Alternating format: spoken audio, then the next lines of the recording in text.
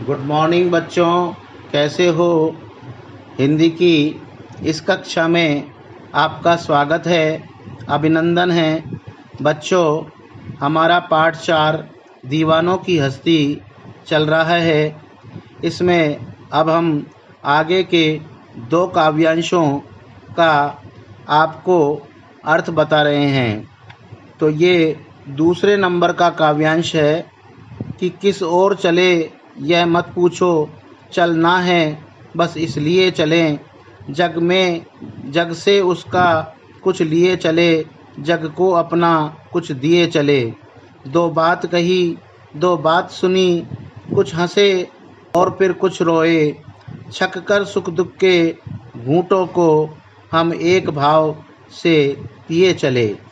प्यारे बच्चों, विद्यार्थियों, इसके अंतर्गत यह बताया गया है कि अपनी दीनहीन दशा में खुशियों से वंचित लोगों के पास मस्ती में जीने वालों का समूह अपनी मस्ती का संसार लिए आता है और शीघ्र ही वापस लौट जाता है। उन दीनहीन लोगों के यह पूछने पर कि इतनी जल्दी और कहाँ वापस जा रहे हैं, तो मस्ती में दीवाने उन्हें बताते हैं।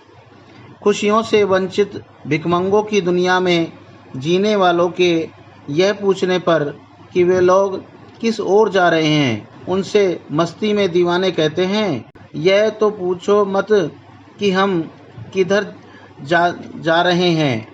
जीवन ठहरने का नहीं बल्कि चलने का नाम है।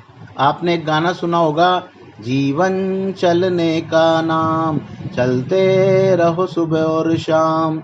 तो उसी प्रकार से उन्होंने भी यहाँ यही कहा है कि जीवन चलने का ही नाम है, रुकने का नाम नहीं है, ठहरने का नाम नहीं है। इसलिए हम खुशियाँ बांटते जा रहे हैं। संसार के लोगों से उनका कुछ अर्थात दुख दर्द लेते हैं और यथासंभव उन्हें खुशीपूर्वक जीने का संदेश देते हुए उनमें खुशियाँ बांटते हुए आगे बढ़ जाते हैं। उन्होंने कहा कि हम धीरे धीरे आगे बढ़ रहे हैं और लोगों का दुख दर्द ले रहे हैं, अर्थात लोगों से उनके दुख दर्द की बातें पूछ रहे हैं। हमने उनसे बातें अपनत्वपूर्वक सुनी और अपनी भी 2 बातें सुनाकर उनके दुख दूर करने का प्रयास किया। यह कवि यहाँ कहते हैं कि अपनत्वपूर्वक वो उनसे बातें सुनते हैं और अपनी भी बातें उनसे कहते हैं। उनके साथ अपनी खुशियाँ बांटी, उनके चेहरों पर मुस्कान लाने की कोशिश की, उनके सुख दुख में हम सम्मिलित हुए। अपनी इच्छा भर हमने सुखों दुखों को अपनाने का प्रयास किया, अर्थात हम समान भाव से उनके सुख दुख में शामिल हो गए। इसके बाद अगले 2 काव्यांश हैं। हम भिखमंगों की दुनिया में स्वच्छंद लुटाकर प्यार चले, हम एक निशानी सी उर पर ले असफलता का भार चले। अब अपना और पराया क्या, आबाद रहे रुकने वाले, हम स्वयं बंधे थे और स्वयं हम अपने बंधन तोड़ चले। प्यारे बच्चों, मस्ती में दीवाने लोग खुशियों से हीन भिखमंगों की दुनिया में जीने वाले लोगों को अपने बारे में बता रहे हैं। खुशियों की दुनिया में जीने वाले सबके साथ अपना प्यार बांटने वाले लोग कह रहे हैं कि खुशियों से हीन अभावों की दुनिया में भिखमंगों जैसा जीवन बिताने वाले लोगों के बीच अपने प्यार उन्मुक्त रूप से लुटाया। अपना प्यार यूं लुटाने, खुशियाँ बांटने के बाद भी हम उनके भिखमंगों के अभावग्रस्त जीवन को पूरी तरह खुशहाल नहीं बना सके, अर्थात मुक्त रूप से हमने काफ़ी कोशिश की कि हम उनके जीवन को खुशहाल बनाएं, लेकिन ये हम नहीं कर पाए। उनके जीवन को अपने जीवन जैसा मस्ती से भरपूर नहीं बना सके।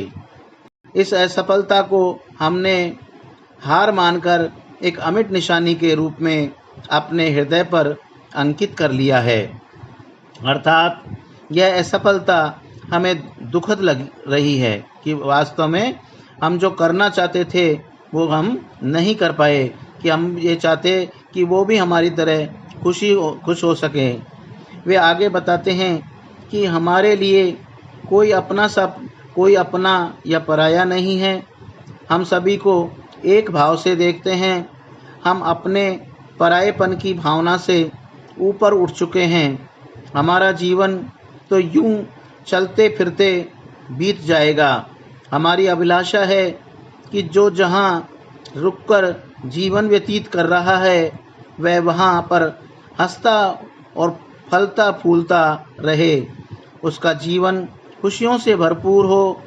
हमने अपने लिए ये बंधन स्वयं बनाए थे और अब हम इन बंधनों को तोड़कर प्रस्थान कर रहे हैं, जिससे अन्यत्र रहने वालों की मस्ती और खुशियों का संदेश देते हुए उनके जीवन में खुशियां भर सके। तो इस प्रकार से इस दीवानों की हस्ती नामक पाठ कविता में कवि ने लोगों की सुख दुख को दूर करने का प्रयास किया है और उन्हें खुश रहने का संदेश देते हुए वो आगे बढ़ते चले गए हैं।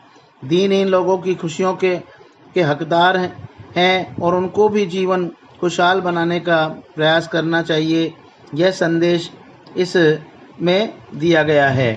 अब अगली कक्षा में हम इसके आपको प्रश्नोत्तर कराएंगे। इसके साथ मैं इनकी फ़ोटो प्रति भेज रहा हूँ। इनको आप शब्दार्थ सहित लिख करके अपनी उत्तर पुस्तिकाओं में तैयार रखें।